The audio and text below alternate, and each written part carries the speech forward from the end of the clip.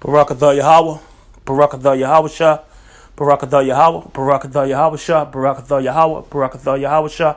All praise, honor, and glory goes to Yahweh, Ba'ashem Yahweh Shah, and Ba'ashem Rakal Kadash.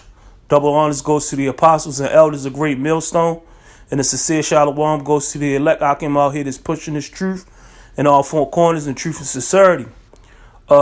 Today's date is I believe is April 24th, 2018.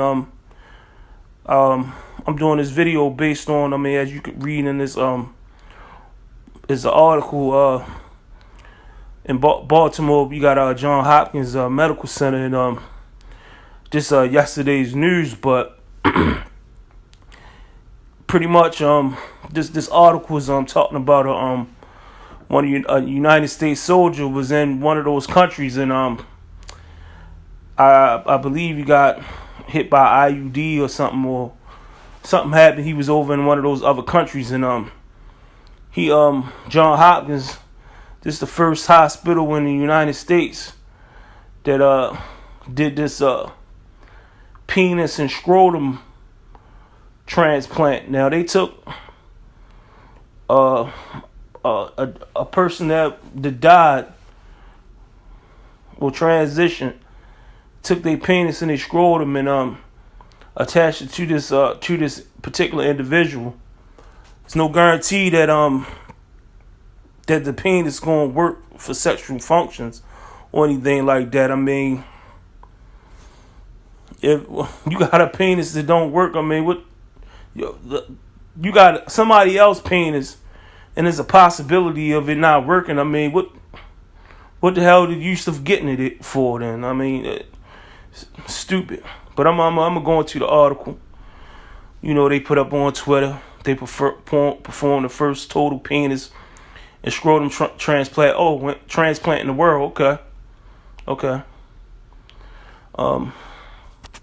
Goes on in the article to say many soldiers returning from combat bear visible scars and even lost limbs caused by a blast, improvised explosive devices, or IEDs. However, some servicemen also returned with deliberating hidden injuries, the loss of part of their genitals. And now John Hopkins reconstructive surgery team that performed the country's first bilateral arm transplant in a wounded warrior has successfully performed the first total penis and scrotum transplant. Goes on to say they are hopeful that the transplant will help restore near normal urinary and sexual functions for this young man. Professors and a director of plastic and reconstructive surgery at Johns Hopkins University School of Studies in Medicine, a team of non-plastic surgeons and 2 urological surgeons were involved in a 14-hour surgery on March 26. They transplanted from a deceased donor the entire penis, scrotum, without testicles, and partial abdomen wall. It's a real mind-boggling injury to suffer. It is not easy for one to accept, says the recipient, who was a veteran who sustained injuries in Afghanistan and wishes to remain anonymous. I bet he would. When I first woke up, I finally felt normal, with a level of confidence as well. Confidence, like finally I'm okay now, he says. The recipient is a veteran who sustained injuries in Afghanistan, and you already said that. He has recovered from the surgery and is expected to be discharged from the hospital this week. That right there alone, that was the Lord work. He was over Afghanistan, and it was meant to happen, It was meant to happen. It was ordained for the Lord to do that. I'm gonna bring out a scripture. This is Isaiah 45:7. It says, "I form the light, and I create the dark. I make peace and I create evil. I, the Lord, do all these things, man. The Lord, the dark and the light. You know, he put that on him for him to. That was his judgment for his penis to get blown off. You know, I don't know if he a Jake or a Edomite, but you know, the Lord he had to been over there. I don't know. I'm speculating, but he probably was over there doing homosexual acts, having sex with animals and things like that. That's probably why the Lord blew his penis off, man. His penis and his scrotum.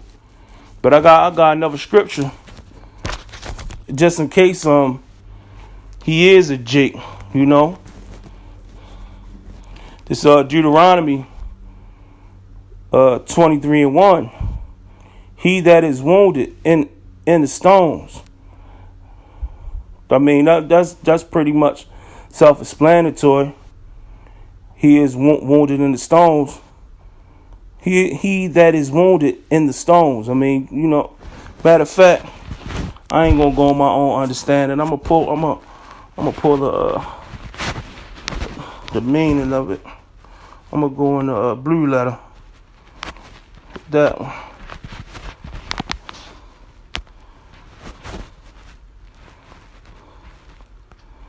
He that is wounded in the stones, but to bruise, wound by bruising, to wound by crushing,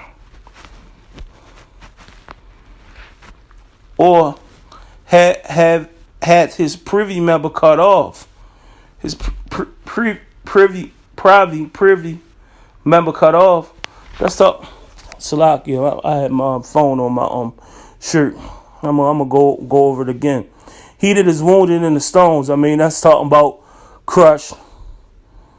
You know, which happened to him. He was wounded. His penis. He needed a new penis, or have his privy member cut off.